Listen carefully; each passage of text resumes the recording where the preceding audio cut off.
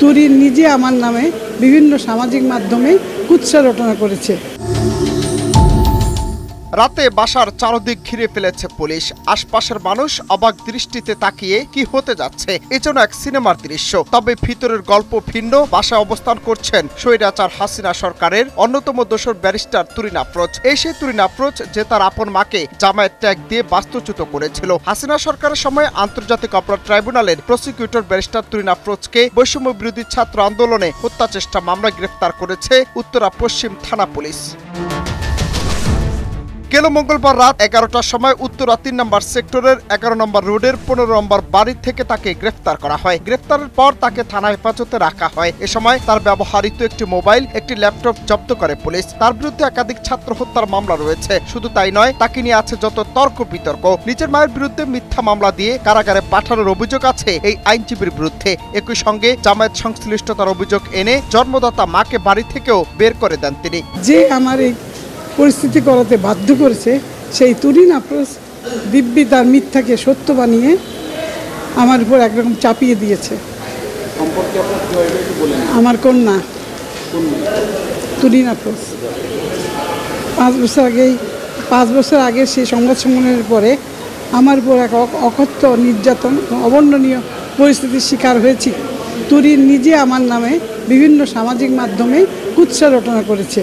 মুক্তিযুদ্ধকালীন মানবতা বিরোধী অপরাধে জড়িতদের বিচারের আন্তর্জাতিক অপরাধ ট্রাইব্যুনাল গঠন করেছিল পতিত আওয়ামী লীগ সরকার। তৎকালীন সরকারের পক্ষে মামলা পরিচালনার জন্য 2013 সালের 20 ফেব্রুয়ারি প্রসিকিউটর হিসেবে ব্যারিস্টার ডক্টর তুরিন আফরোজকে নিয়োগ দেওয়া হয়েছিল। সে সময় জামায়াতের আমির মতিউর রহমান নিজামী, আলী আহসান মোহাম্মদ মুজাহিদ এবং বিএনপি নেতা সালাউদ্দিন কাদের চৌধুরী সহ অনেকের বিরুদ্ধে মামলা পরিচালনা করে আলোচনায় আসেন এই আইনজীবী। 100-র উপরে ধর্ম ব্যবসায়ীদের তাদের কর্মকাণ্ডের উপরে এখানটাতে তদন্তর তথ্য উপাত্ত আমরা তুলে ধরেছি। আমাদের যে শ্বেতপত্র আমরা প্রদান করেছি সেই শ্বেতপত্র আসলে আমাদের 9 মাসের কাজ এবং সেখানটাতে কিন্তু একটা বিশাল কর্মযজ্ঞ সেখানটাতে আমরা দেখতে পাই এবং এখানটাতে আমরা মাদ্রাসাগুলোকে 1000 মাদ্রাসার সেখানটাতে বয়ান, বৃত্তান্ত এবং ওয়াজকারীদের ব্যাকগ্রাউন্ড সব কিছু নিয়ে আমরা সেখানটাতে কিন্তু সম্পৃক্ত করেছি এবং একই সাথে হেফাজতি শুধু নয়, যে সমস্ত মৌলবাদী সংগঠনগুলো আজকে বাংলাদেশে বিভিন্ন সাম্প্রদায়িক সমস্যা সৃষ্টি করছে, সাম্প্রদায়িক আক্রমণ করছে, তাদের রাজনৈতিক ব্যাকগ্রাউন্ড, তাদের নেতৃত্বের এবং তাদের কর্মকাণ্ড সব কিছু উঠে এসছে।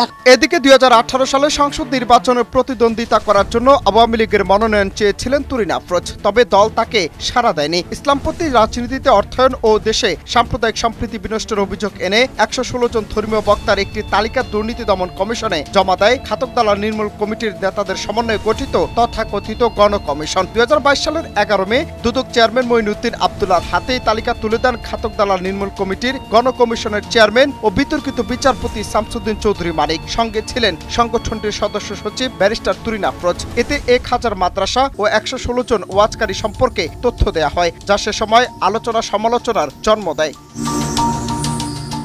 শেখ হাসিনার পতনের দিন দেশের বিভিন্ন স্থানে আওয়ামী লীগ নেতাদের বাড়িঘর ও ব্যবসা প্রতিষ্ঠানে হামলা চালানো হয়। একই দিন নীলফামারীর জাল ঢাকায় ব্যারিস্টার তুরিন আফরোজের ব্যক্তিগত কার্যালয়েও ভাঙচুর করা হয়েছিল। তাছাড়া 20 আগস্ট আন্তর্জাতিক অপরাধ ট্রাইব্যুনালে তুরিন আফরোজ সহ 19 জনের বিরুদ্ধে হেফাজতের সমাবেশে গণহত্যার অভিযোগ তদন্তের আবেদন করা হয়, যাতে শেখ হাসিনা সহ শাহরিয়ার কবির, অধ্যাপক মুনতাসির মামুন, গণজাগরণ মঞ্চের মুখপাত্র ইমরান এইচ সরকারের নাম রয়েছে।